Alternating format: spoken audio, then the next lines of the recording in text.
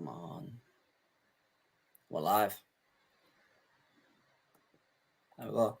Hello and welcome to Bears Talk Live, the first episode of our new audio or video podcast. We are joined by a very special guest, Redcar's number one, Erik Riss. Erik, how are you doing?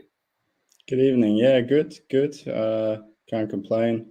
Obviously, season's done now, so got a bit of time to do some other stuff, but it hasn't really calmed down. I'm already starting to plan for next year and ordering stuff, ordering parts for the bikes and stuff like that. There's a lot of work that needs to be done after the season as well.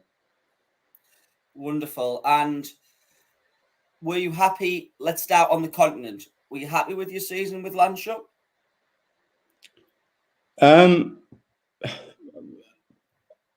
I was satisfied in some ways. I did show what I was capable of on a few occasions. Overall, I wasn't happy at all. I expected a lot more. I invested a lot before the season because, when Lancet approached me about riding for them, for me that was a massive chance for me. I've never done a full season in Poland before, so for me that was an excellent chance to show my face in Poland. And on top of that, it was the second highest league in Poland, so it was a very good chance for me. And like I said, on a few occasions I did show what I was capable of. I had a few good scores, but overall it was really inconsistent. It was really up and down, so I wasn't happy with it. I know why that was the case though, and I'm going to work on those things and do better next year. Got to be riding for them next year again, which I'm really happy about, because like I said, I expected a lot more this year, but it was my first full year there, and it was a lot of experience that I've gained this year, and I'm going to use that for next year. Does it help being a German rider in a German team that are riding the Polish league? Because would it be really hard for you to get that opportunity at that level if you weren't a German rider? Is that correct? Yeah, definitely. I've rode in Poland before. I think I've done 6 meetings in 2017 for Szczecin, which I done quite well. But then the year after that, I couldn't find a club.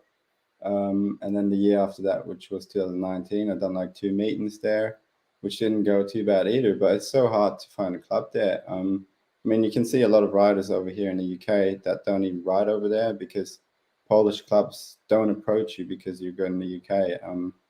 You've got to be really good in the UK for them to approach you, where, there's a lot of riders here that are good enough to ride there, but they don't get approached. And therefore, if it wasn't for Landshut, I don't think I would have got that chance, especially this year.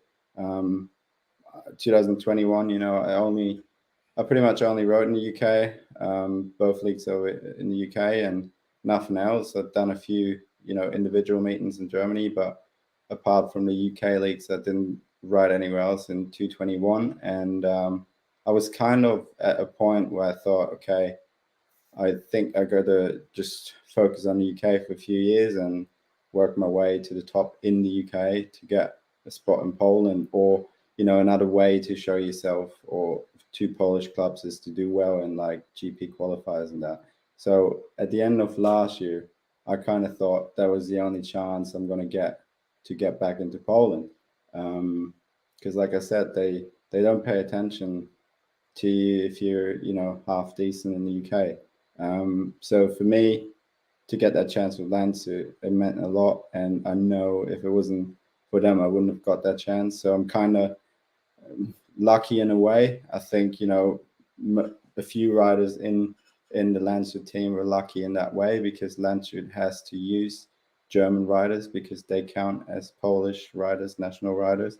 So therefore, for me, that was ideal because I was pretty much guaranteed a place in the team, and I got my rides in. I've done nearly every meeting. And if you sign for a Polish team and you have one bad meeting, you're out. And that wasn't the case with Landshut. So for someone like me, it's ideal.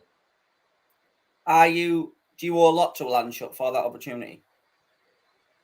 Yeah, yes and no, I do. I feel like I do. I'm really appreciative for it because it means a lot to me. As a rider, me as a rider, I want to, aspire. I aspire to be at the top of the sport one day. That's my goal. And the way the sport is right now, Poland is number one country. They've got the best league in the world with the extra league, and the one below that is the first division where I rode this year, which is a really high quality league. And for me as a rider, like I said, I aspire to be at the top one day. And to get to the top, you got to start somewhere, and to be given the chance to start in the first division, like I say, it's a really good league, and the chance to do a full year there, I feel like I owe a lot to the club. And every time I go on track, I give it my all because I want to show my gratefulness to the club in that way. Obviously, it doesn't always just go to plan, because speedway is a sport where you rely on your equipment way too much nowadays, which gets really frustrating at times. And even if you give 10% more than another rider, it doesn't mean you score more points. But yeah, like I said, I'm really grateful that I had the chance. At the same time, they were a German club, and they need to let German riders ride. So they want to get the best German riders in the country for their team, which they pretty much have with Kai Hülkenberg, Martin Smolinski, me, and Norik Bodon. We are four of the top five guys in Germany. So at the same time, Landshut, it was understandable that they got me, I would say. But at the same time, I felt really grateful because it means a lot to me to ride in Poland and show my face there. So, in saying that, and you said obviously you want to be at the top of the sport in years to come, how does riding, obviously this year in the championship, still help you as a rider and develop you? It's just bike time. I mean, having a lot of bike time is good. It can be too much as well, and it does get too much when you're doing 2 leagues in the UK and then another league in Europe. It does get too much at times, because not so much because of the riding and bike time. I mean, if you do a full speedway meeting, you only spend about 6-7 minutes on the bike, really. So it's not actually that much. But it's the traveling that takes it out of you, and it did take it out of me this year. It was getting too much at times, but yeah, if it helps me in any way, it would be bike time and just routine. You just unconsciously gain routine and experience. The more you ride, the more relaxed you get as well. At the start of the season, and when you go into your first 2 or 3 meetings, you always feel really tense. But then it's good to have a lot of meetings, in a short amount of time, because it gets you into it quicker, and you feel more relaxed, and you don't have to think so much about what you're doing. As a rider, you've been in the UK for a number of years now, but not like most riders. You haven't rode for that many clubs. Edinburgh, Redcar, Kings Lynn and Ipswich, I believe. Is that the case? 4 clubs? Leicester. And Leicester as well. Yeah. So do you feel like you like to stay at a club? Oh, and Birmingham. We're sorry, forgot about Birmingham, yes. Do we feel you like to stay at a club for a certain amount of time and get to know the people and be comfortable in your surroundings? Or are you happy just to move on? Not necessarily, but when I wouldn't necessarily say so. I think it was just the circumstances. I started riding for Edinburgh. My first year was there. I was only into the sport for 3 years at that point. So I was still learning. Done my first season at Edinburgh, and I improved in the first season, so they wanted to keep me. So I was happy to stay. I didn't have any other offers, so I stayed there, and it went on like that. I improved every year, and they wanted to keep me, and I was happy to stay there. So yeah, I think I spent 6 seasons there, and then it was just kind of circumstances. The first Premiership club that approached me was Leicester, which I joined in 2017. And you really enjoy the Leicester track, don't you? I don't nowadays. I used to when I rode there. Track was a bit different. I did actually do well there. and I enjoyed my time there. But yeah, it was just circumstances. It all depends on circumstances. When I when I moved from Kings Lynn, I didn't have a good season last year, and there wasn't much interest in of them to keep me, and I felt like I needed a change. So yeah, I went to Ipswich, and yeah, it all depends on the circumstances. I know there's riders who like to stay at clubs for a very long time, and obviously, if you're happy at a club like I am, like I was at Edinburgh back then I was happy to stay. And it was the same thing with Redcar. I was happy there in 2019, and therefore I wanted to come back in 221, which didn't happen, but I was back this year. So yeah, all depends on the circumstances, but at the same time, you got to be happy where you are. And then you knocked us out the Knockout Cup with Birmingham. I can't remember, what did we? Yeah, you knocked us out the Knockout Cup. Was that when was the first round at Redcar? Yes, because the meeting was abandoned. Yeah, I remember now. Yeah. Yeah, and then at Redcar we were like 15 ahead, and you and Chris Harris came back, and it was like a 2-point lead. And then we went to Birmingham with like 4 guests, and you I can't even remember. I was just happy I had a good meeting. Oh yeah. And I offered you a donut as well. I don't know if you remember. What's that? I offered you a donut. Yeah, I remember that. Yeah, that was. I remember that. That's good then. Yeah, great. And for a speedway person who's up north like myself, is there a real big rivalry between Kings Lynn and Ipswich? I would say so. Yeah. Yeah, I would say so. I mean, if you go to Kings Lynn, you talk about Ipswich, they don't like Ipswich. It's the same thing when you go to Ipswich, they don't like Kings Lynn. I think it stems from football, really, because I think they hate each other in football as well. So were you accepted as soon as you joined Ipswich? Yeah, I felt fine. Yeah, I didn't, I felt accepted. I felt really welcome there. So yeah, I was happy there.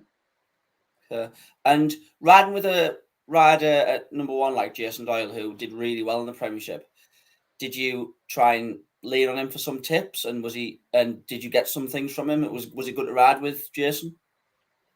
Yeah, he was. For someone like me, it was a pleasure to be on the team with him. You can just see, like, for me, I could just see why he's so good and why he is where he is and why he was world champion. He just delivers every week in and out. And it's awesome to watch. It's awesome to be part of. But when you speak to him, he's just a normal guy. He's a really nice guy. So yeah, apart from the track, there's not much difference. But when he's on track, you can see why he was world champion. But it was nice for me to spend a season with Doyle and the team. It shows me where I want to be at one point, and at the same time, if you have someone in the team who doesn't matter how far the team is back in some meetings or whatever, or how close it is, even when it came down to last heat deciders, he delivered, and it's quite inspiring and impressive, and still something that I need to work on. Obviously, you've rode now in the UK for a number of years, but last year was the first year where it didn't go the way Erik Riss wanted it to go. Is it that, because I know from knowing you that it wasn't that you tried your best, you wanted it to work out with Birmingham and Kings Lynn in the last year, but it just didn't. Is it that if you're happy in your life, it makes it easier to ride the bike? Or was it just something you just cannot put your finger on? No, I can definitely put my finger on what it was. I mean, I think I did well for Birmingham. I pretty much stayed at number 5 all year and moved up to number 1 at some point. So done well in the championship last year, even though it wasn't as good as this year. I done well in the championship. It was only the Premiership where I was struggling a lot. And I know what it came down to. Yeah. Back to your question, obviously, if you're not happy in life, yes, that does affect you. If you have a happy life apart from speedway, then you can just concentrate on your job. If you're not happy in life and you have too many worries about whatever it be, then it's harder to concentrate on a job. To be fair, that wasn't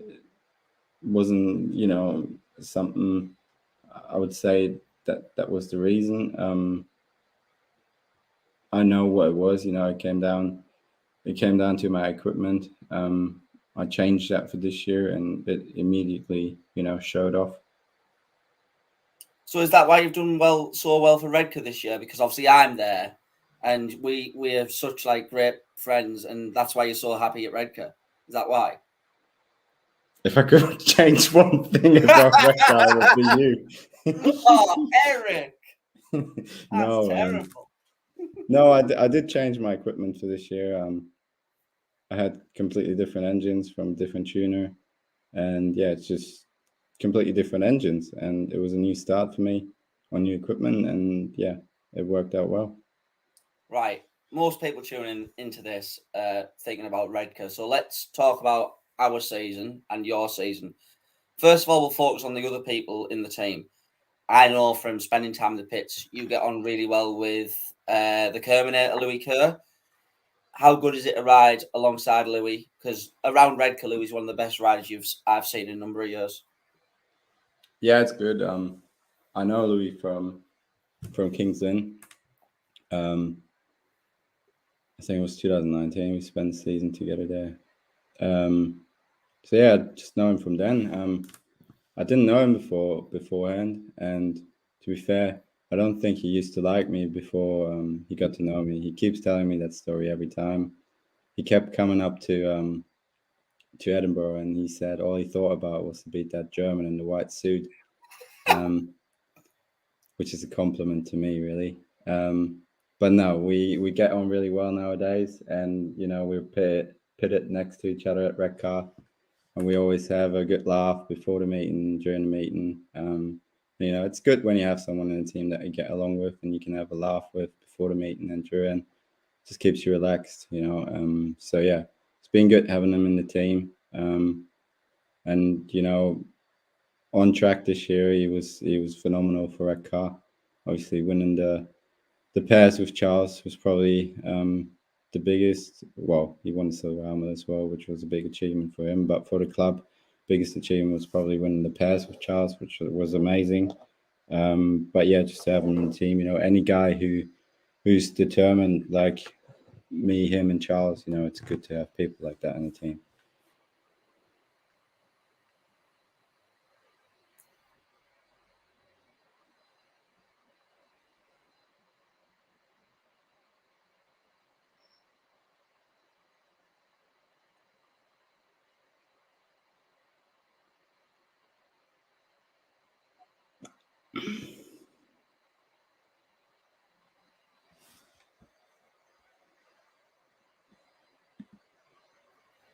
Oh, we had connection problems there, I believe, Mr. Riss.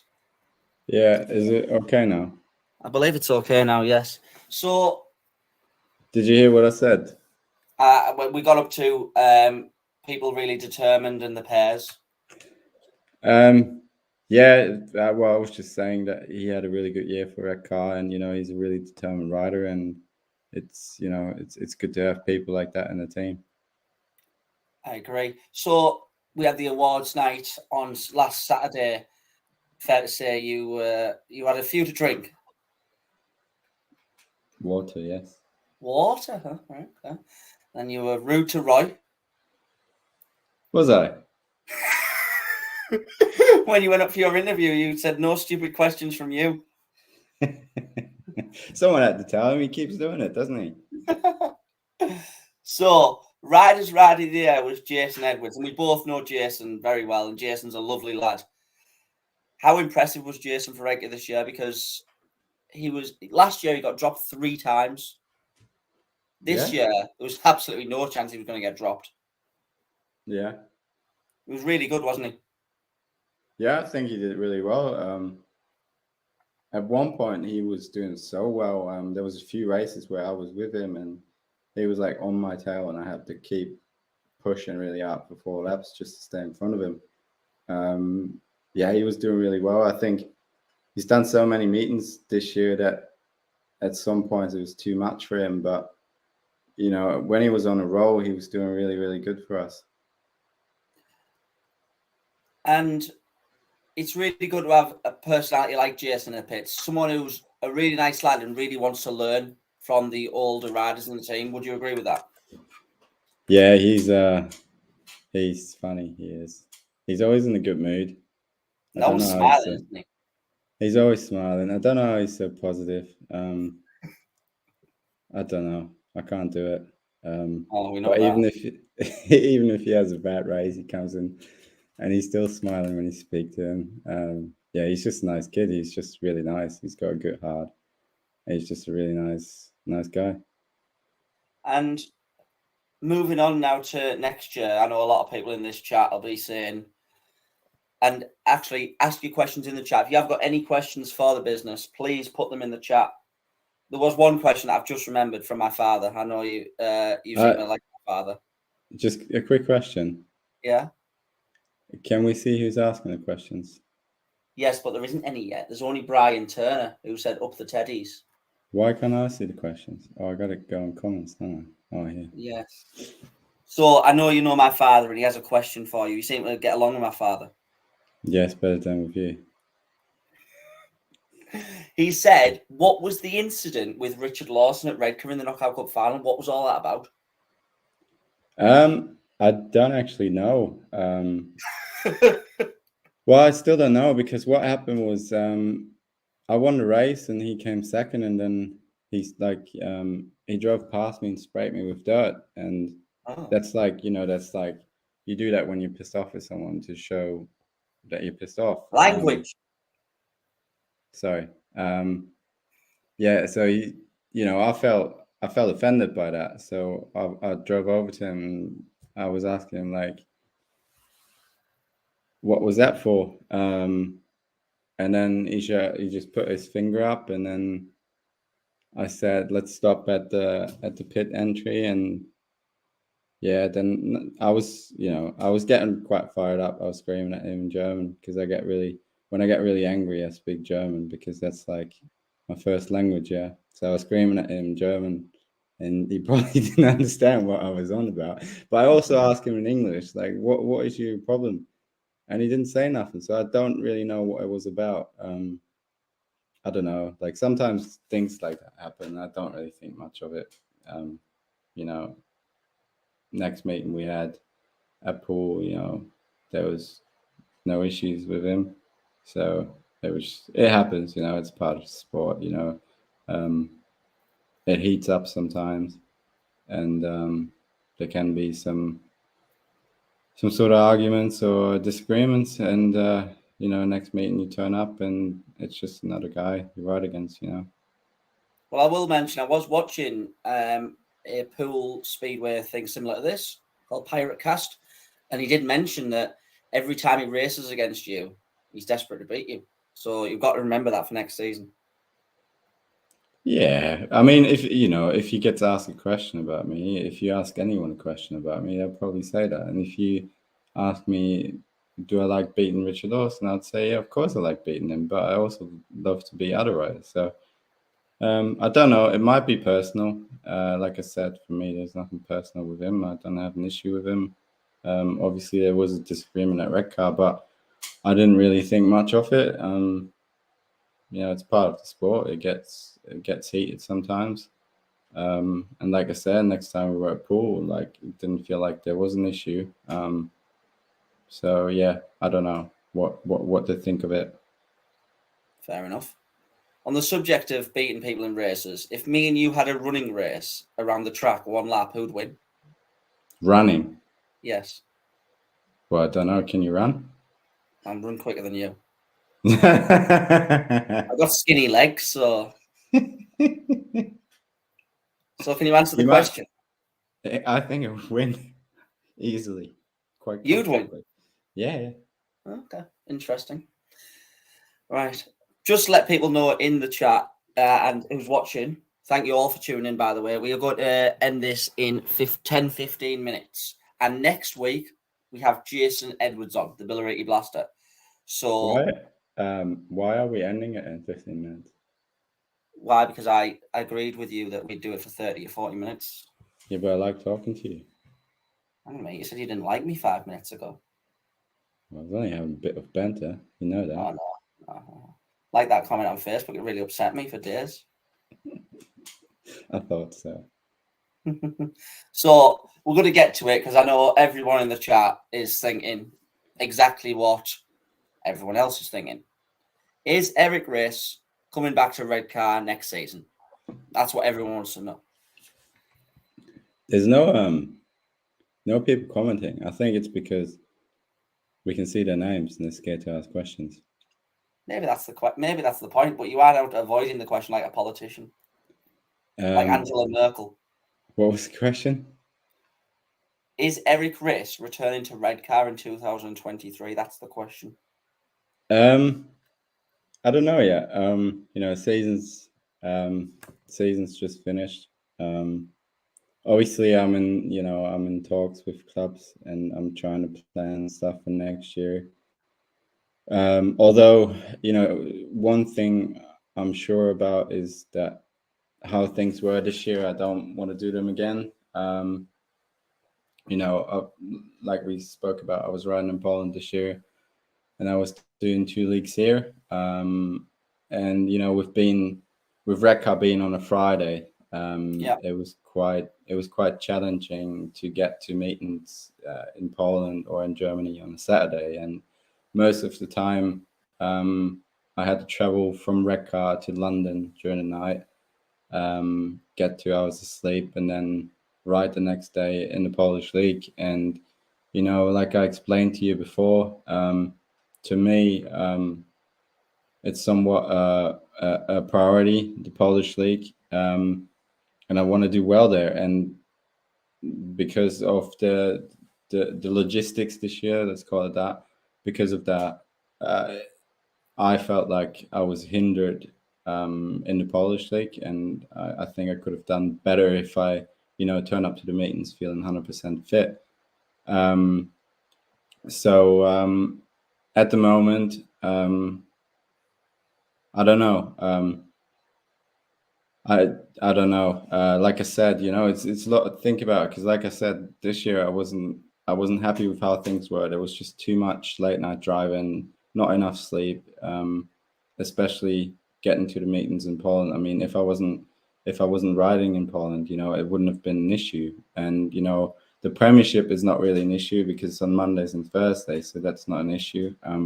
The only issue for me really was Redcar, with home meetings being on a Friday, which is nobody's fault, is it? It's it's nobody's fault. And I've had a think about how to make things work, and I've been thinking about possibilities to make life easier for me, not having to travel so much during the night. But so far I haven't really been able to come up with something. So at the moment, I honestly don't know what I'm going to do next year. I'm at the moment, I'm not sure if I'm even going to write. Poland go for Lancia. Yeah, I've signed up in Poland for Lancia again, and I've agreed to a deal in the Premiership. But yeah, at the moment, I don't even know if I'm going to do the Championship next year, to be honest. Yeah, that's all I can say at the moment. That's the truth. I don't want to give people false hopes. So yeah, at the moment, that's all I can say. I honestly don't know. I'm thinking about it every day and trying to find a solution to make things work next year. But at the moment, I haven't got a solution. And like I said, I can't do it again like it was. And you're an ambitious rider as well who wants to ride at the top of the sport. Well, that's the thing, like I said earlier, it's really important for me to make a name for myself and establish myself in Poland. And therefore, when I do meetings there, I want to be able to give it my all, and I can't give it my all with 2 hours of sleep every time. So Yeah. I don't know. Would 3 hours be enough? No. Oh, no. We've had some questions in, Eric. Yes. Yes. So, interesting. Right. So we've had the first question is from a guy called Jason. He's not given his last name. Maybe Jason Edwards. Who knows? What is your most memorable moment in Speedway? In Speedway. Not meeting me. You can't say meeting me. That's the least memorable. In Speedway, probably two things. For me, I came second in the German Championship in 2019, which was a big thing for me. We have got a few good riders in Germany, and to come second was quite a big achievement for me. At that point, one of the biggest achievements for me, apart from my achievements in long track. And the other thing was win the Riders' Championship in 2019 with Redcar at Sheffield. That was one of the biggest achievements, and I always like to remember that day. It was a great day and a good memory. I'm going to tell you something. I've never told you this before, but I've been to tell you. For that Riders' Championship, mate, in at Sheffield, Yeah. it was supposed to be you and Charles in the meeting. Yeah. But Charles got concussion. So I was going to go to support you and Charles. I was just a supporter at the time. Yeah. And I said, Charles got ruled out with concussion. So I said, I don't think Eric's going to have a chance of winning it, so I'm not going. And then you won it. What? Wow. So I apologise. Wow. So, yeah, I apologise. I think we're done for today, eh? I've got a few more questions here. Yeah, we have. So, Sheki Shabazz has asked, sometimes after you win a race, you don't come round and celebrate.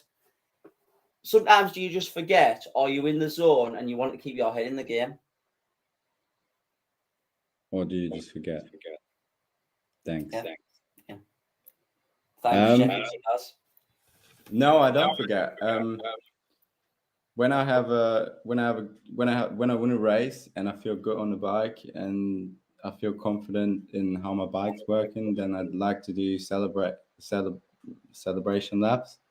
But then a lot of the time I'm winning races and I'm not happy with how the bike is, and I need to think about, as soon as the race finishes, I'm thinking about what to change on the bike, and then I just go straight back into the pits and take my helmet off and stand there and just think. So yeah, maybe I forget about it because I'm thinking about bike setup, but yeah, it's not like I can't be asked or anything. Sorry for that. Language. It's not that. It's literally just when I don't feel like my bike's setup is on point, then I just have too many things going on in my head. That's a fair enough answer. And then obviously sometimes you forget to wave to me as well. Yeah. Well, when I'm in a good mood, I like to wave to you, but when you're in a bad mood, no. Well, the thing is, most of the time you put me in a bad mood before the meeting already, so I don't wave to you. Fair enough. Right, we've had more questions. Brian Turner, do you know him? Yeah, of course. Yes. He's asked, can you teach JJ how to do a wheelie over the winter? Yes, of course. But it's expensive lessons, yeah? How much are the lessons? £100 an hour. Oh, the pounds, you don't do it in euros? No, pounds, What about Charles? Have we ever seen Charles do a wheelie? I don't think I have. I don't know. Because you weren't at Edinburgh. Your mechanic, Mr. Hilton, asked him, and Charles said he can't do one. Oh, really? Yeah, apparently. I got teaching as well then. Maybe we should do a practice session at Redcar. Eric's wheelie session. I'm sure Jade and Jamie would be over the moon that you'd injure Charles for next season. I'm sure that would go down very well. Right. So, next question. Buy one, get one free, says Brian. Interesting. Jason has asked, do you have much support from your sponsors? Obviously, I know Yorg is a great sponsor of yours. Have you seen the comment above that? Yeah, let's forget about that one. Let's forget about him. No one knows who he is. Do I get much support from sponsors? Yeah, no, I do. It could always be more because you know, it's an expensive sport. I think people can't quite imagine how expensive it really is. There's a lot of things you have to pay for. It's not just as simple as fuel. You know, there's so many bits that you have to keep replacing during the year. Clutch plates, you know, even just when you have a crash, you know, you got to buy new frames and stuff like that. There's a lot of things that you have to pay for, engine services, you know, and then obviously the fuel for the bikes as well. You got to pay for diesel to travel to the meeting. There's so many costs, and it's a really expensive sport, and you do rely on sponsors in a way. I think it would be really hard without having good sponsors. So I'm really blessed in that sense that I have good sponsors. Also at Redcar, you know, there's a cute couple there, Jeff and Judith. They help me out there. Cute. Yeah, they're nice. Yeah, fair enough. Also what about Steve. the other night? Didn't Judith swear at you? She doesn't swear at me. She loves She me. swore at you at the awards evening, but you might have been too drunk to remember. Yeah, so no, I do really, I'm really blessed in that sense. I do have good sponsors, like I said, Jeff and Judith at Redcar, you know, Steve Newton at Redcar paid off for all my fuel this year, you know, bike fuel, methanol, he paid for all that. So it's you know, it can be as little as that when you think, okay, he's buying fuel, but when you add it up, you need a lot of fuel during the season, and he's paid for all of that. So, you know, things like that, they they are a big help. And I do have good sponsors. And you know, without them, I would worry a lot more, and I would have to turn every penny around and trying to save money. Which you still do. You don't want to be spending money on stuff you don't need, but you know, with a good support, and with good sponsors, you're able to afford better equipment. And if you want to improve in the sport, you need good equipment. You know. Is the sport too reliant on equipment? I think so. I think so. If I think it'd be a lot more interesting if everyone had the same bikes, same engines, everything's the same. The only thing that you could change was the bike setup, and then it would literally be down to the rider of how they set up their bikes and how they ride the bike. I So think the cleverer sport, riders that can do better. yeah, and obviously more skilled riders on track. You know, there's still nowadays, like, you know, you don't have to be the most skilled rider on the bike to be quick, because it is so much up to your engines and your bike setup. It is really relying on it, and you know, when things are going good, you don't worry about it. It doesn't bother you, because if you got things working out for you, if you got good engines that you can use anywhere, and you know what you're doing, and you're on a run, you don't worry about that stuff. But then, you know, sometimes you're trying so hard and things aren't working out, and it's the most frustrating thing ever, because it's your equipment that isn't working right, and you can try as hard as you want and it's still not working. Bit of a random question for someone who doesn't know. You mentioned about the fuel. How much would it cost for fuel just for one meeting? If you let's uh say rides 5 rides, well, probably £15 for over one the season, meeting. that's quite a lot of money, isn't it? Over the season it is, yeah. But if you ride 2 leagues in the UK and you've got about 50 meetings, that comes up to a lot, yeah. We've had some more questions in. Trail Seeker has asked, is the business nickname just Redcar or is it everywhere? Not so much in Germany, but in the UK it is. I think it started when I was at King's Inn. I don't know who started calling me, but they used to just call me Risky. I think when I was at Edinburgh, they called me Risky. And then I went to King's Inn. There was Ty Proctor in the team, and he kept calling me Risky Business. And then it turned over to Business. And then, yeah, I just went with it. And it kind of came from there. And a lot of riders, when they see me, they just approach me with business nowadays. We've had quite a few more questions in. Yeah. Kieran Lydon, do you know him? Yes, of course. You sure? I've seen him crash a few times, I think. He says, do you sponsor him? He says, I get great sponsorship from the business. Yeah, I sponsored him this year. You sponsored him? What did you sponsor him for? Money. Yeah, but what for? Like, why? Because I said to him, if he puts the business on his bike covers, he gets 20 quid. So he did it. Yes, of course. You know that guy. He owes me £5. We had a bet.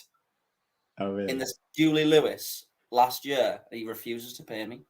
Oh, really? Yeah. More questions. Had a question from a Jitendra Duffield. Do you know him? Yes, of course I know Ben. Yeah, remember that? You might not remember that. After the silver helmet where you didn't know his name was Jitendra. Do you remember that? When we were in the bar? Yeah, I do remember that, yeah. So he said, we've answered it. Nice to see you supporting the how did it come about? Because you offered him money to put the business on his covers. Well, how it came about is I was actually at Jitendra, which is Ben. I was at Ben's place at the time, and I was on Facebook, and I seen Karen's post about looking for sponsors, and then I texted him. I said, if you put the business on your covers, I'll give you 20 quid. And he was like, did he not negotiate? No. Oh, that's you should always negotiate. Well, and the thing is, he could have probably negotiated with me. You know, I would have went up. Oh, he's missed out an opportunity there. Right, we've had quite a few more. We're gonna have to extend this by a few minutes, I think. Right, Keith Moscrop, who's a friend of Roy's, asked, "What is your favourite and least favourite tracks in the UK?" Favorite ones, I would say Redcar, Manchester, Bellevue. Yeah, Bellevue. I like Sheffield as well. Yeah, I do like Ipswich as well.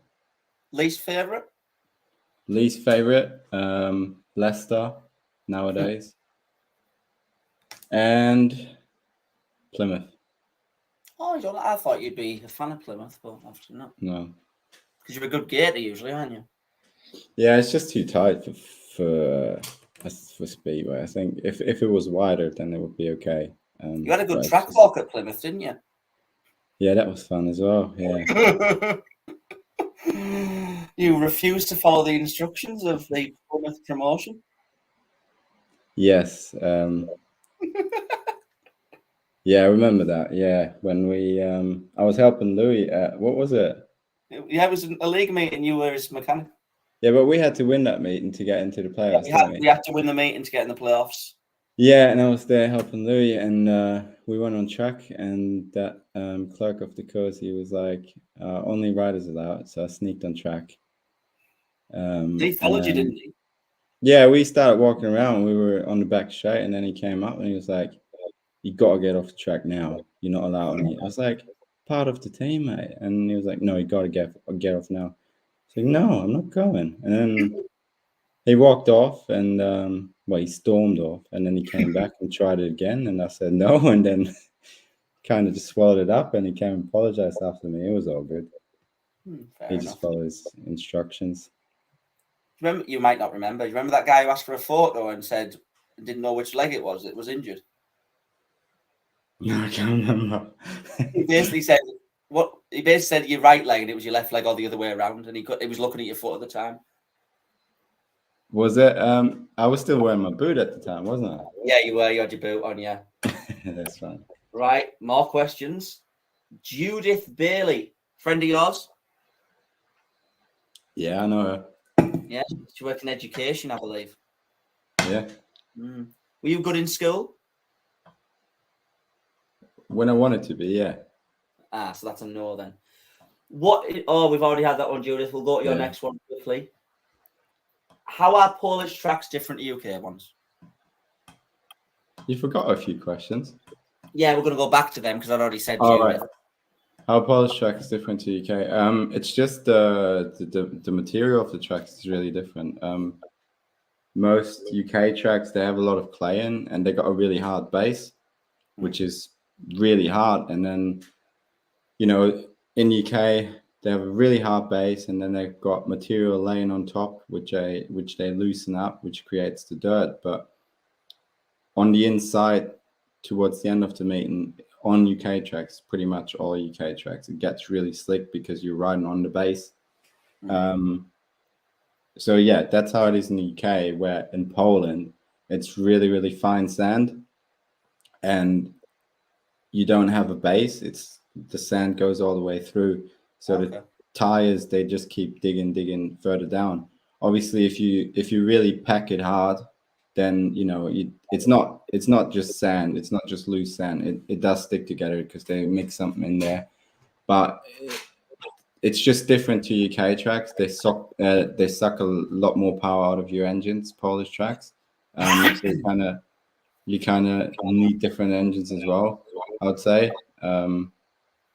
But yeah, they ride different as well because of the material they use. Polish tracks, I would say, are nicer to ride and more consistent. Fair enough. Right, let's go back to Pulling World Motorsport videos. The Polish media said I'm going to read out exactly how it says it. You may understand it better. Was all over your material being too slow in Poland. Do you have any comments on that, as we all know you can ride? Yeah, first of all, I agree. And that, that was a frustrating thing this year in Poland because I know I can ride well. And certain meetings when my equipment was working well, I did show what I was capable of. I was beating top riders and I showed what I was capable of. But then other times I, only scored a point or two, and it was so frustrating because I know what I'm capable of. The thing is, I've invested. I was a bit, it was my first full year in Poland. I haven't got a lot of experience with Polish tracks, and at the start of the year, I invested in new engines for the Polish league. I bought two used engines of Laguta, and I put them in before the season, and obviously I tested them in practice. But when you ride in practice, you can't really say much about an engine. It's when you line up against three other guys when you can tell if the engine is really good. And yeah, I spent a lot of money on two engines, and they were no good. And that was really frustrating. I didn't get a refund, no. Oh, no. Damn. And but then I started. My German tuner, Anton Nischler, I started working together with him more, and we were trying out stuff. And like I said, there was a few good meetings, but it was just a bit too much all over the place. I was trying too many different things. It was pretty much every meeting had a different engine in. It was just a total chaos when it came down to my equipment. And yeah, that was the problem. And I needed to be more. I gotta have an idea of what I need, which I think I do have now for next year, and I gotta be more consistent. And I need to trust in what I know is working good. In your league in Poland, how many teams are in the league? I think it's 8. 8, and there's promotion and relegation, yes? Sorry? Is there promotion and relegation? Yes. So is it one each for one up, one down? Yes. Okay, thank you. Right, more questions. Judith Bailey, do you enjoy driving to meetings as much as you tell her you do? You forgot a question. Yeah, we can go back. Because that gentleman's got two in a row. I'll ask that. So do you enjoy it as much as you tell her you do? No, I hate it. Maybe you should employ a chauffeur. Yeah, I need one. Maybe her. Maybe I can employ her. No, but she's educating the next generation. Sorry? She's educating the next generation. Yeah, but maybe she can retire and work for me as chauffeur. She's too young to retire. What you say is you calling her old? No. Sponsorship out the window. No, I don't like it. There's a few riders that travel all by themselves. I've done it this year, and it just gets too much. I've been driving to Redcar 5 hours every week, and then it's not so much driving during the day. It's not that bad. Obviously, it's not fun driving 5 hours, but during the day it's no problem. But it's a nighttime driving when you drive 5 hours to the airport and then you only get a few hours of sleep. That's what's hard and what I don't like about it. So do you want me next time I ever see, do you want me to come up with you back to the airport? Is that what it is? If you drive, yeah. I'm a very good driver, you know. I don't think I'll get back to you on that offer. I don't think so. Very good. I once got £11 off my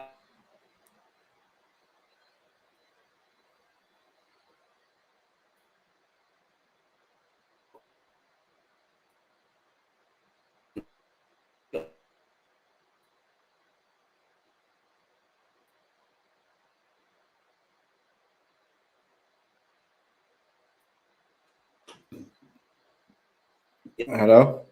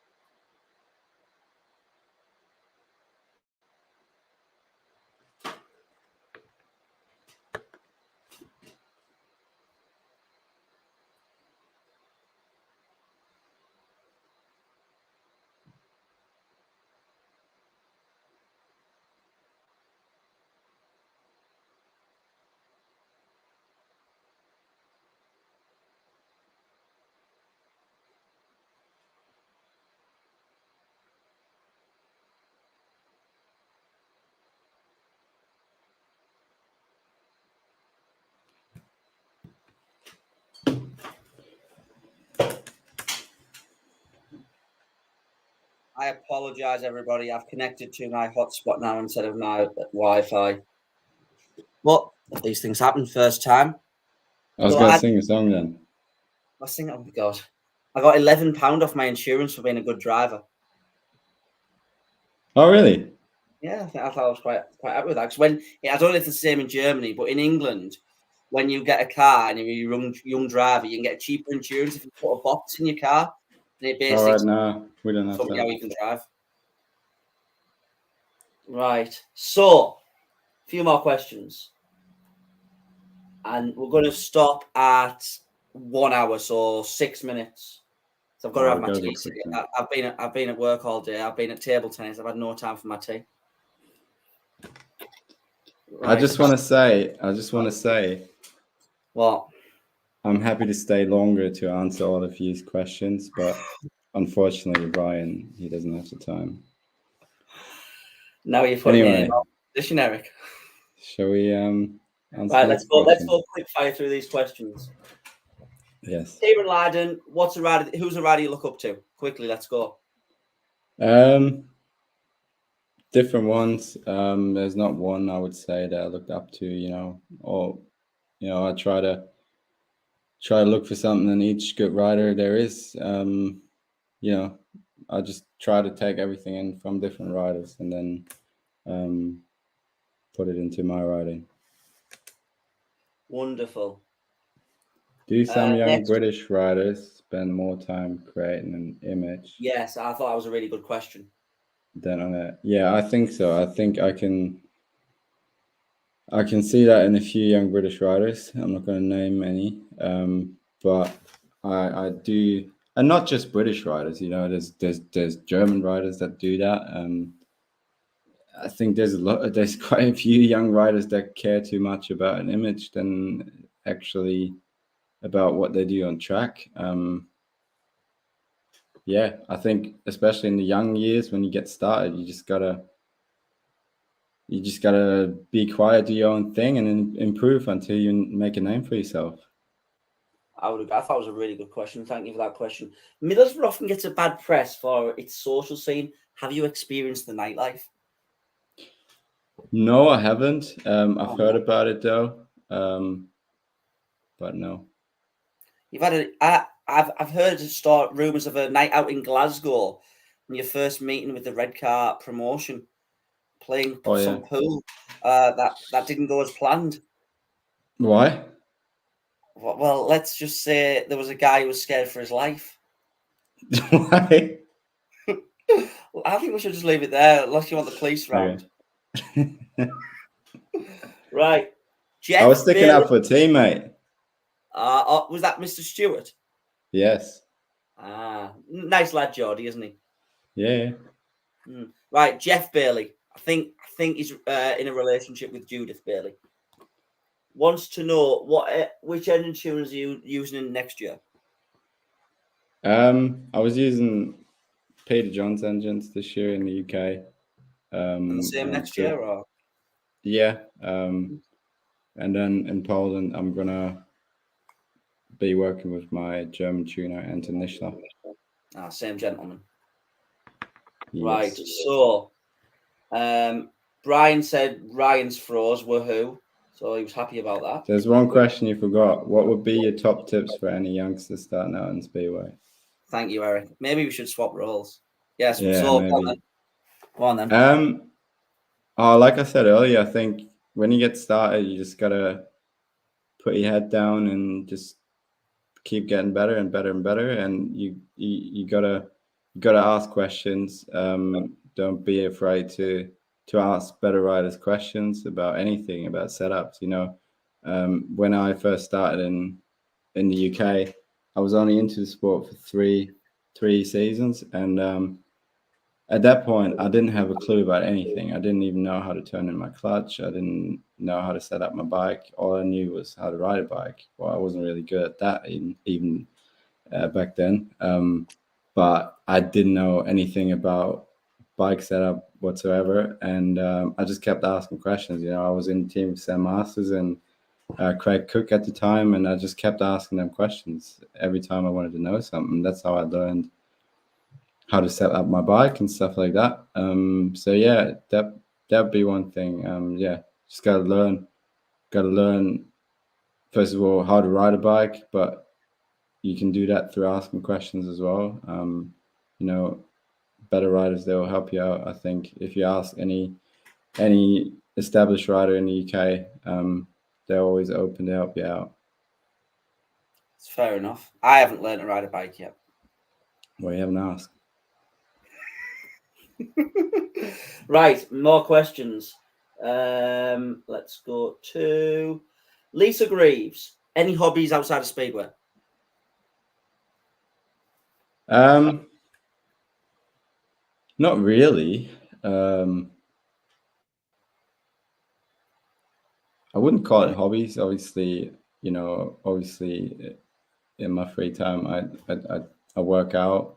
I like to go running. I wouldn't call it a hobby though, because I don't love it. Do I enjoy it? No.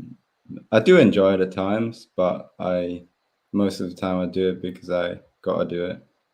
So I wouldn't call it a hobby. Spending time with my partner. I wouldn't call that a hobby either. I haven't got hobbies, mate. Just Speedway.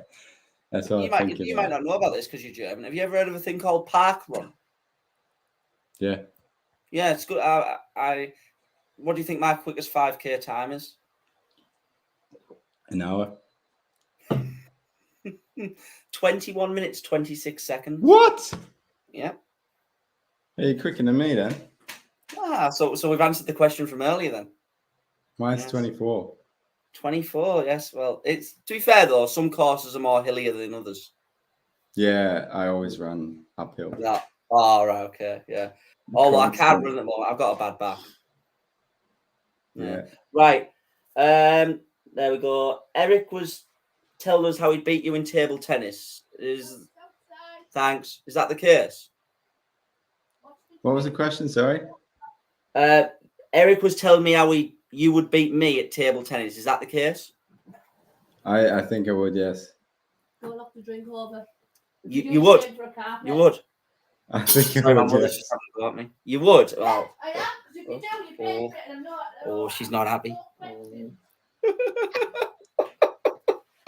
know what I've done wrong. Right, next question. Any hobbies outside? Oh, we had that one. Where we got? Ben Murray. Do you know Ben Murray? Yes. Yeah. Ryan should just leave and Erik should answer the questions on his own. What do you think about that? Yes. Yeah. I agree. Good comment, Ben. Unfortunately, I'm the leader of this meeting. Next one. Favorite food and drink? Yeah. Beer and sausage. Oh God. Oh God. Wonderful. No, I don't know. I like anything. Are you seriously? Are you a big drinker of alcohol or not? No, No. no, I wouldn't say so. Fair enough. We had a question from Leanne Swale. She sent me via Messenger. Yes. She said, "Was Erik one of the ones who booed me on Saturday night at the Jury's Inn?" No. No, there's a section of the audience that booed me when Jamie said, "Well done, Ryan." Really? Yes. It's very upsetting. Mate, if I did, I'm sorry, but I can't remember doing it. I'm sorry. Well, it was No, well, early. I could imagine myself doing it, but I can't remember doing it. That's what I'm saying. And if I did, I'm sorry. But it's a possibility. I would say so, yeah. Fair enough. Right.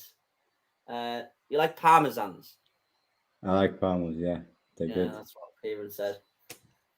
Mark Damien Shaw says, I'm drinking methanol, or whatever that means. I have no idea. My tea's on the table, apparently. It's outside the moment. I better not knock it over.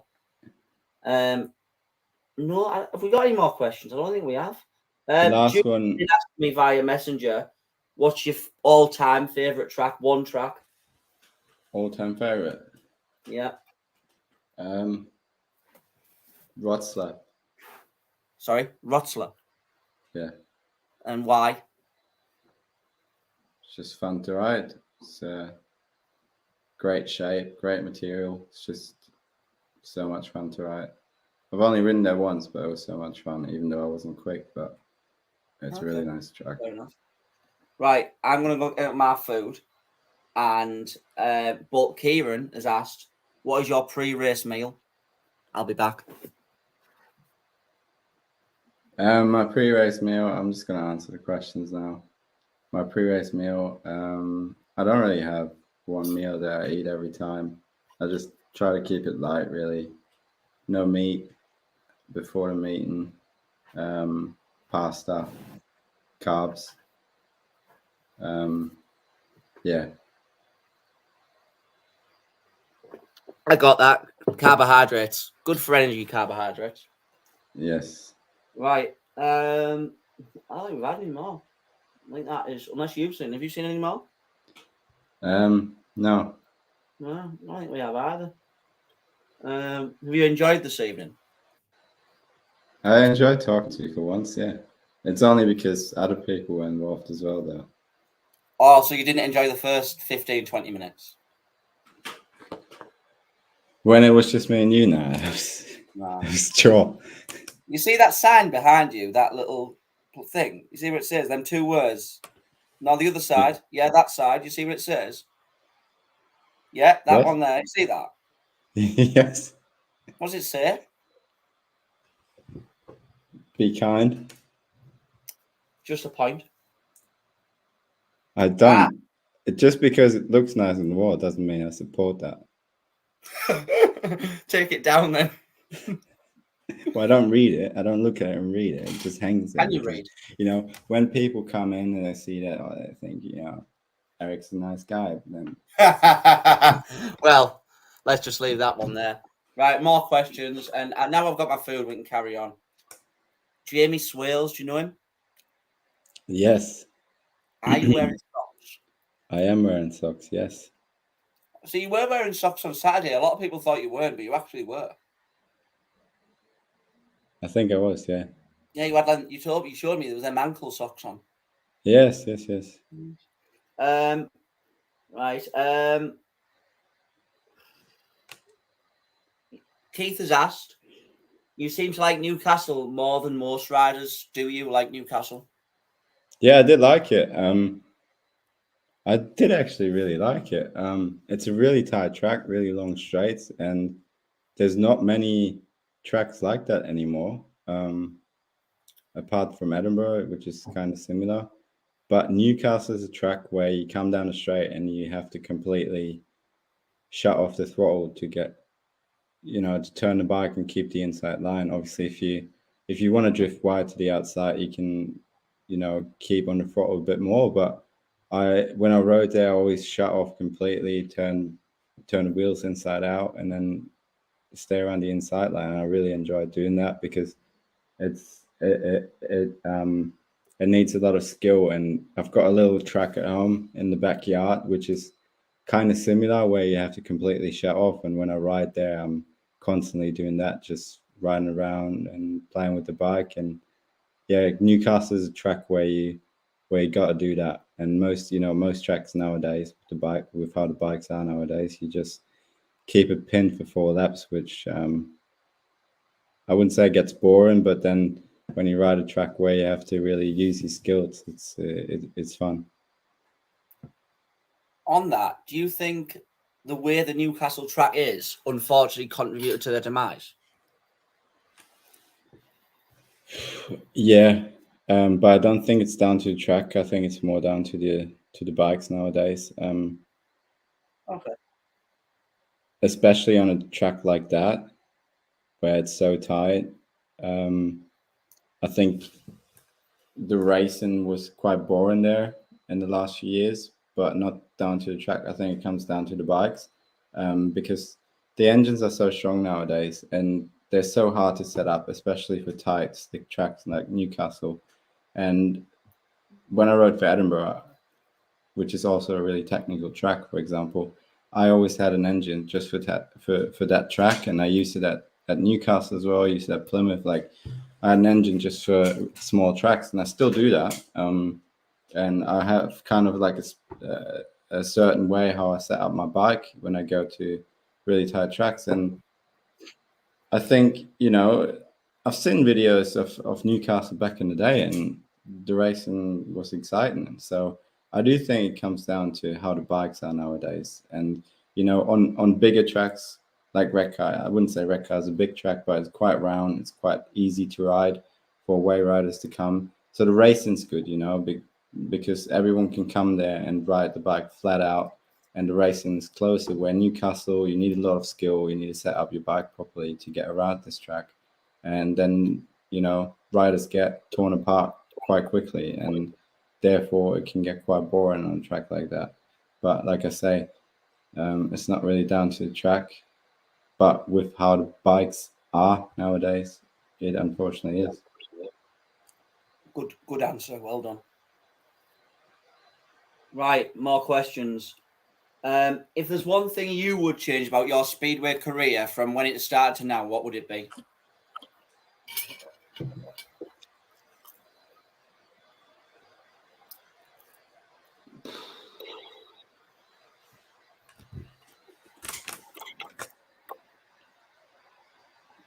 First time I've ever seen the business speechless.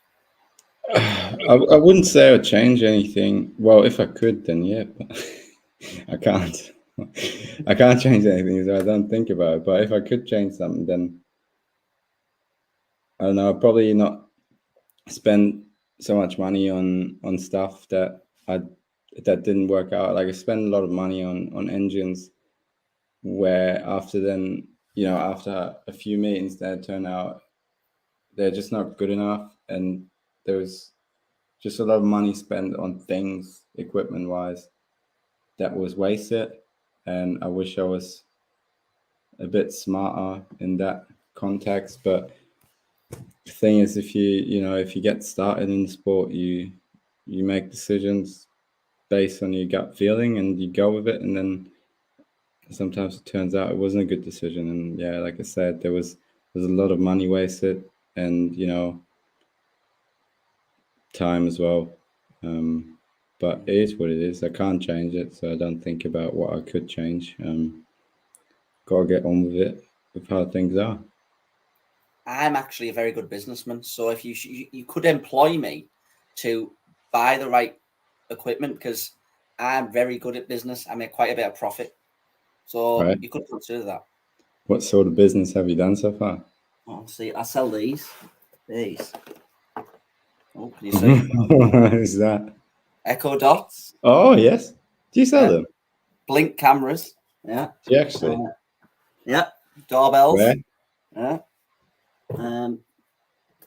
More Echo dots on Facebook Marketplace. I make a decent amount of money.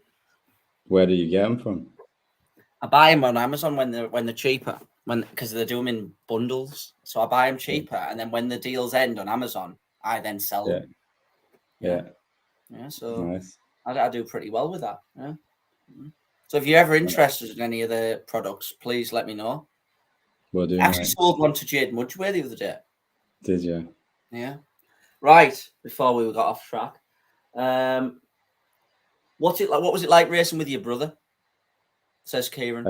Yeah, that was nice. It was nice and it wasn't nice. Obviously, my brother is one of my best mates, so it was nice to have him in the team first of all, but then also, he come and joined Edinburgh in my second season in the UK, and it was just nice having your brother in a different country with you, and it's probably nice for him to have me there as well when he started. But then it was also not so nice seeing him ride, because when you got a brother and I don't know, I think it's different in each family. But when my brother rode, I was always really nervous, and I know he is as well, because we've got quite a good relationship. We're really good mates, so it was nice watching him. Let me ask you this. Let's just say, for example, I'm sure it did happen, but I didn't follow the Riss career back then. You're riding at Edinburgh, you're out in the next heat, and Mark crashes in the heat before. I'm assuming you're straight on the track, checking on Mark, and then does that put you off for the next race? Yeah, I wouldn't say it puts me off, but it affects you. There's been a few occasions where Mark got injured as well in the same meeting. He got injured quite a lot in a short amount of time. I remember one year, it was the second season of racing, he broke his collarbone 3 times in 1 year. And I was obviously always there, because we were always, especially in Germany, we were always in the same meetings. Obviously, then when I started racing in the UK, the first year I did on my own, but then he come and joined Edinburgh. And yeah, like I said, there was a few occasions where he got injured, but even just when he crashed, yeah, I wouldn't say it puts you off, but it does affect you. But then you just gotta, you gotta shut it out. You gotta be somewhat selfish in that moment and just channel your thoughts and focus on what you got to do, because at the end of the day, you got to do your job, and you can't make excuses, even if it's your brother that's injured or whatever. You just got to put that aside in that moment. Another one, let's just say, obviously, you don't ride alongside Mark anymore, but touch wood, let's say Mark was taken to hospital and the meeting continued with a second ambulance. Can you even focus? Let's just say it's like he's done what you were there, what Jordan Stewart did at Birmingham. Yeah. Similar to that. Could you focus and go back on with the meeting? Yeah, we like I said, we had that occasion a few times. The last one I think was at Edinburgh in 2017. He injured his hand, broke his finger, I think. But he had a big crash, and ambulance was on track, and he got taken away. And when he was in the ambulance, I was speaking to him. He said he was all right, just his finger. And then he got taken to hospital. Like I said, obviously it affects you. But, I knew he was all right. Like, he was in safe hands. He's going to the hospital. I know he's injured, but it's nothing serious as such. If it's a broken bone, it can be fixed. Like, in those moments, you got to think logically. As long as he's, all right up here, and he can still, he's still conscious, then you just gotta put it aside and get on with your racing. Fair enough. Right.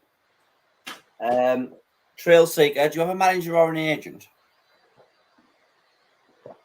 No, I don't. I do it all myself. Would you like a manager or an agent? Yes, but I haven't got the money. 20% is all I ask. I'd be poor. Would you say your father was a huge inspiration, Trail Seeker again?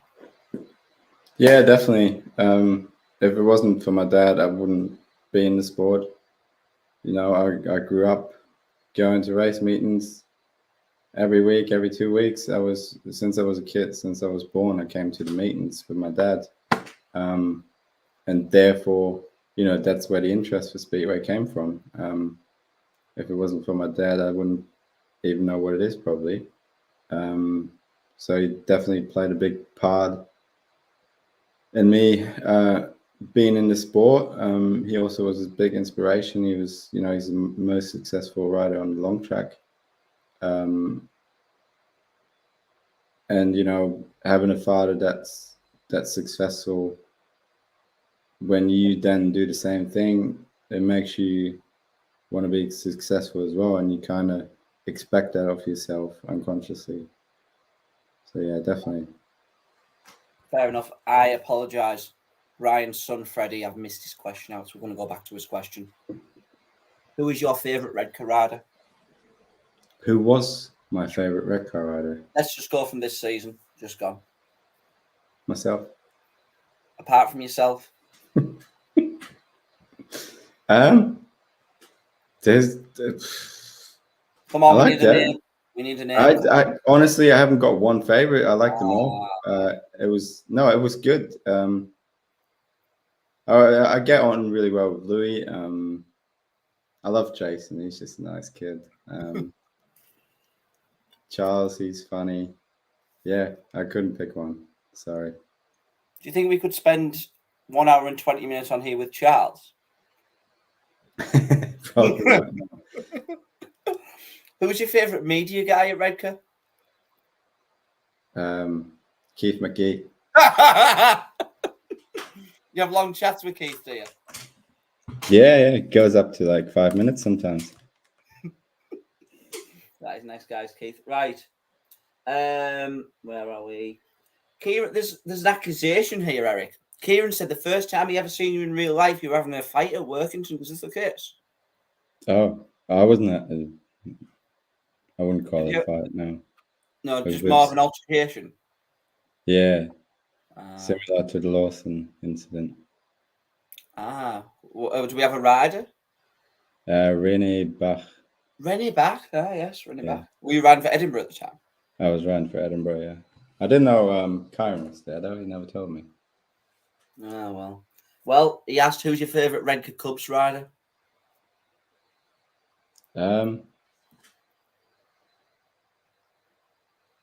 Not him.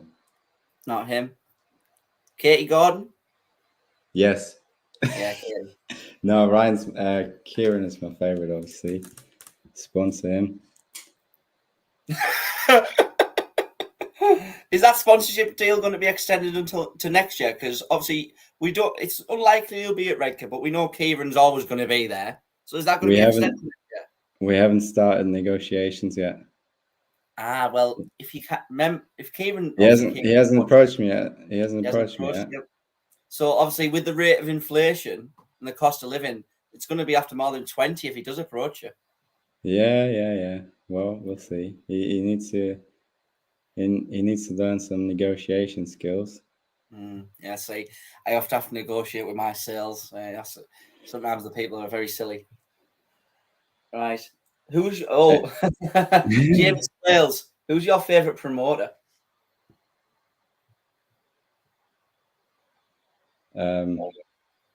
What in whole Speedway? Well, let's go the UK and then Redcar. Oh, there's a few I like. I like Jamie. No. What do you think of his trainers, them green things? Terrible clobber. My favourite promoter of all time in the UK, since I've been riding in the UK, is Ben Duffel. Oh, well, he got you to Redcar in the first place, didn't he? Doesn't mean I don't like current promoters. So Jade doesn't even get a look in. Well, Jay was team manager. He wasn't promoted this year. Oh, he's team manager and co-promoter. Oh, was he? Mm. Yeah, I like him too. Oh, we've got to tell this story. I've just remembered this. Jitendra does tell this story very well. So we're at Birmingham. I went there personally. And they go on the track walk. So Erik's been in the team 3 or 4 weeks at this, 2 or 3 weeks at this point. We're on the... It's a good story. You know what I'm going to say, don't you? Yeah, it was like the third meeting for Redcar. Third meeting, okay. Right. So Jade does the team talk as team manager. It was 2019. You forgot to say that after I joined Redcar. Sorry. I would assume you'd know him after 2 years. So 2019, 2 or 3 meetings in. So he's been managed by Jade Mudgeway for 2 or 3 meetings. We get to Birmingham. Jade does the team talk on the track at the end of the track walk. They go into the pits, and Erik goes up to Jitendra and says, Jitendra, when am I taking my ride replacement ride? And Jitendra says, well, I've no idea. Go and ask the team manager. He said, well, aren't you the team manager? No. Oh, he said, no, what he said was, I don't know. Go and ask Jade. I was like, who's Jade? And he cracked up laughing. He said, he's the team manager. Yeah, but you didn't know. Who did you think was speaking to you all? I know, I didn't pay attention. Well, I didn't pay attention to the team manager. I knew. I just didn't know his name. I didn't know, honestly, did not know Jade's name after 3 meetings. It's gone. I just didn't remember it. I must have been told his name, obviously, but I just didn't remember it. And then when he said, go and ask Jade, I just didn't know who Jade was, even though I knew Jade from seeing Jade, but I didn't know the name to it. That was a funny one. We have to tell that one. This is a good one. That's a bit of better team manager, Jade or Gav?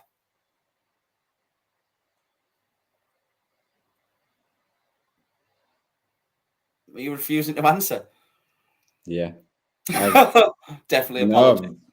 No, I mean, Gav only done a certain amount of time this year, so I haven't spent as much time with Gav. You also were injured when he was team manager as well, weren't you? Yeah. I don't think I done any meetings where Jade was away. He was getting more involved just before I got injured, but then I don't think I've actually done a meeting where it was only Gav, so can't nice really guy. comment on it. Yeah, it's a really nice guy. That's all I can say. He's a really nice guy, and I think I'm sure he done well because he's a nice guy. But I'm sure he is from Newcastle, though. Yeah, that's a problem. I'm not from Redcar, so it doesn't bother me. Fair enough.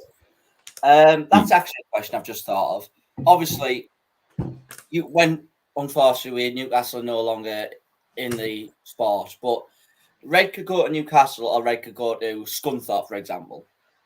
For you, because obviously Newcastle are our biggest rivals, let's go back to 2019. So you rode a meeting against Scunthorpe, meeting against Newcastle. Does it mean any more to you because it means more to the fans or not? Yeah, a little bit. Obviously not the same like it does for the fans, and it always meant a lot. Like when we went there in 19, won the KO Cup, or even this year when we went to Newcastle, Jamie and Jade, they just wanted it even more to Who's go and Jade? win there. They just wanted it even more to go and win there because there's this rivalry between the two clubs. But as a rider, especially me not being from the UK and not being from Middlesbrough, I don't have that emotional connection so much. But then when you go to the meetings and you can feel how excited the promotion is for us to win and how the fans get excited for us to win, then that does influence you and it does affect you in a positive way. Right. I mean, we did say we're going to. I said we were going to finish this about 40 minutes ago. But another question, Trail Seeker, do you have a trophy cabinet? And if so, how many pieces? I haven't got a trophy cabinet. No, I've got a workshop in Germany where there's a few trophies standing around. I don't know how many. There's a few trophies standing in my room. I've got a few trophies in here, actually. But I haven't got a trophy cabinet, and to be fair, I don't really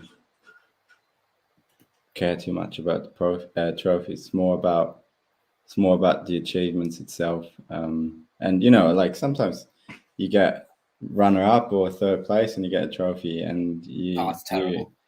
you don't even really want the trophy. So it's only the ones where you've won something that means a lot to you, that you care about. So there's quite a few trophies that don't really mean anything to me anyway. They're just standing there for looks.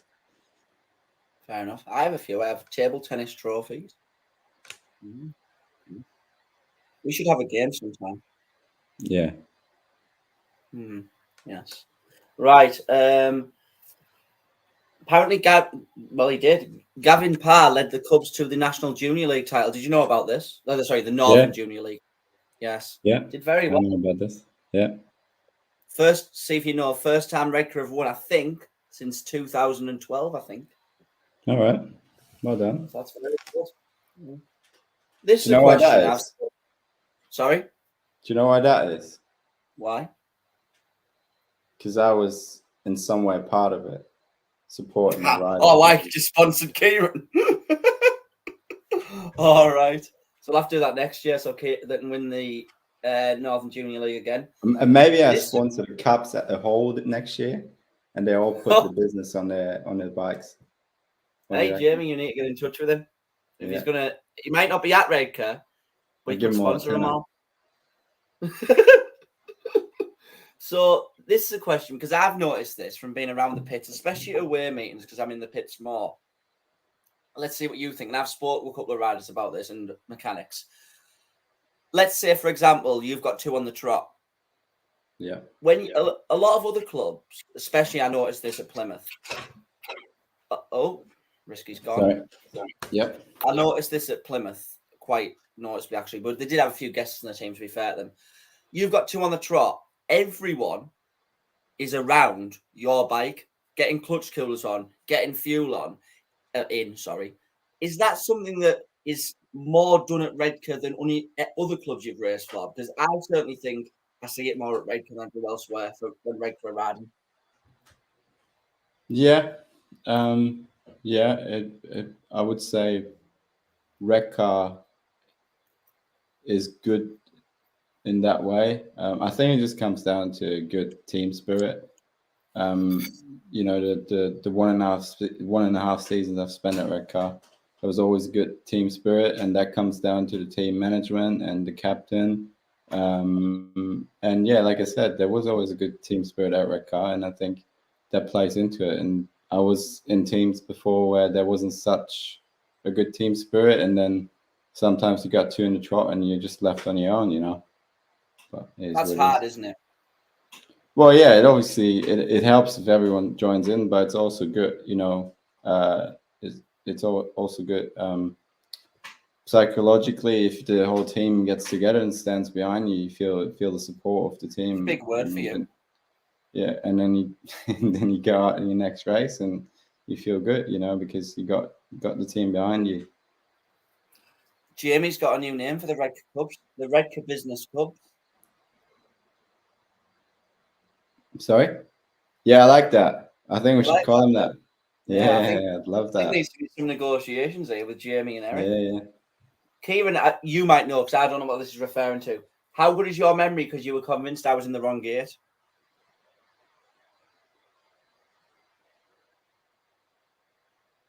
I don't know what he's on about. I think he's on about. He's probably had a bang to the head, to be honest. No. There was. I know what he's on about. There was a meeting at Redcar this year, and I think he was number 8, and he done a race with me. Oh, he did, yeah. And he was standing in my gate, I think. We all know what happened in that race. He went into bend 3, thinking he's Bartosz Smarslik, and crashed. Imagine my surprise. Yeah. Oh, God. Bartosz Leiden coming into bend 3 and takes out the opposition rider. God. And then ended up. Was he under? He might have been under the air fence. My God. He's currently injured. Did you know that? Karen. Yeah, he's currently injured. Yeah. Right. Oh. Are you interested in any music? Says Trail Seeker. Yeah. I listen to a lot of music all the time. What type of music? Before the meetings, during meetings sometimes, when I'm driving, when I'm doing nothing. What is it? Country music? Trap basically and drill? All the time. I'd say mainly electronic music, like house music, techno. Not country music. No, I like music that gets you hyped up, Gets you motivated. Yeah. I don't like slow music. I once performed karaoke. The audience loved it. Yeah, you showed me. I showed you Hello by Adele. Very good. Yeah, I think they loved it because it was so bad. It was so bad it was good. Yeah. That's fair enough. I'll accept Which it. is still good. Still hype the people up. Yeah, actually, tell you, I went back the week after, and they were said, "Are you going to get on the stage, Ryan, again and sing?" I was like, I don't know, maybe. Loved it that much. Right. Judith said the business wheelie trophy. Yeah, we should do that as well. Yeah. You'll have to come and ride in the silver helmet at least. Can you tell us you're going to do that at least? I can't promise it now, but I'd like to. Because with that Louis Kerr, you got to beat him. You can't win 3 on the trot. Yeah, I know. It's ridiculous. Well, I really wanted you to win the final as well. I didn't want to win it. Why not? Because Louis was going to, I thought I'd let him win. That strikes me as something you wouldn't do. It's a good friend. Right, okay. Who designed my logo? Myself. Yeah, good question. From Michael Robinson. I actually work with a Michael Robinson. You designed it yourself? Yeah. Well, that's quite impressive. I didn't know you had them skills. Yeah, I actually learned that in school because I went to high school and then I done college, and the degree was like media design, so a lot of Photoshop and stuff like that. So yeah, I can do a few things. Called? I can't remember. You can't remember? That's rude. No. Oh, that means like when you're in the Grand Prix and I ring you, it'll be like, who's this guy? No, I remember that, mate. Yeah, I remember that. What about Kieran? Remember him? Yes, of course. Oh God. He says you got to run in 2023. I don't know if I've pronounced that right. Yeah, I don't know what he's on about. He must have had a bang to the head again. He reckons he was in the right gate. He reckons you were the one who was in the wrong gate or attempting to be in the wrong gate. Yeah, I think he told me after the race, but I can't remember. He says a lot though, doesn't he? He talks a lot. Right. I think that is all. We've kept Eric for 1 hour, nearly 35 minutes. So we appreciate your time, Eric. No problem. Pleasure. All of the people. Got to get this one in. Have you seen that last one? Yeah. Yeah. No, I'd like to see that. Would you? Sorry. I'd like to see Kieran with the pit thing saying Yes. "Gate 2, Erik Riss." That would be interesting. Maybe not next to me, but I'd like to see it. Yeah, I mean, Discovery might get people turning off. Yeah. Yeah. Yes. So it has been a pleasure, Mr. Erik Riss. You've done very well. Thank you. And remember, people, next Friday or Sunday, one of the two, Jason Edwards will be joining us. So make sure you tune in for that. Thank you very much. Maybe you let me join. Maybe you let me join like when Jason's on, so I can join in and it gets a bit more exciting. Yeah. What are you saying? Like I'm not good enough? Is that what you're saying? I wasn't saying that. So are you saying that though? Well, you don't know what I'm thinking. Well, I don't think I want to know, to be honest. Good. Well, thank you very much, Erik Riss. Yes, no problem. Goodbye. Goodbye.